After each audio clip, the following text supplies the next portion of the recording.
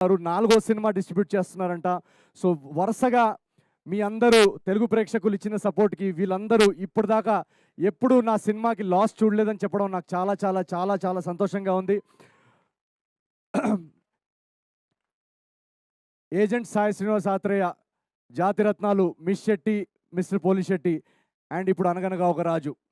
ఒకప్పుడు ముంబైలో ఆడిషన్స్ చేస్తూ తిరుగుతున్న టైంలో ఎన్నోసార్లు నేను గివప్ చేసేయాలనుకున్నాను. ఎందుకంటే మీ అందరికీ తెలుసు ఈ జర్నీ అనేది చాలా చాలా కష్టం. ఫిల్మ్ ఇండస్ట్రీలో హీరో అవ్వడం అనే జర్నీ. అది ఎవరన్నా ఆ జర్నీ చేస్తే గానీ అది దానిలో ఉన్న డిఫికల్టీస్ ఏంటో ఎవరికి అర్థం కావు. ఇలాంటి ఆ రోజులు నాకు గుర్తొస్తున్నాయి. చాలా రోజులు యూట్యూబ్‌లో వీడియోస్ చేస్తున్న టైంలో యూట్యూబ్ నుంచి సినిమాకొచ్చి హీరో అయిన వాళ్ళ ఎగ్జాంపుల్స్ ఎవరు లేరు. అసలది చరిత్రలో జరగలేదని చాలామంది నన్ను నిరాశపరిచారు ఆ టైంలో. సో కట్ చేస్తే ఈరోజు తెలుగు ప్రేక్షకులు వరుసగా 4వ బ్లాక్ బస్టర్ అందించారు. So thank you so much. Thank you so much. అందరూ కష్టపడతాము, అందరూ టాలెంటెడే. కానీ దీనిలో ఒక ఎక్స్ ఫ్యాక్టర్, ఈ విజయాల్లో ఒక ఎక్స్ ఫ్యాక్టర్, ఒక మ్యాజిక్ అనేది జరుగుతుంది. ఆ మ్యాజిక్ అనేది ఇగో మీరందరూ చూస్తున్నారు కదా, మీ అందరి నుంచి వస్తుంది. So thank you.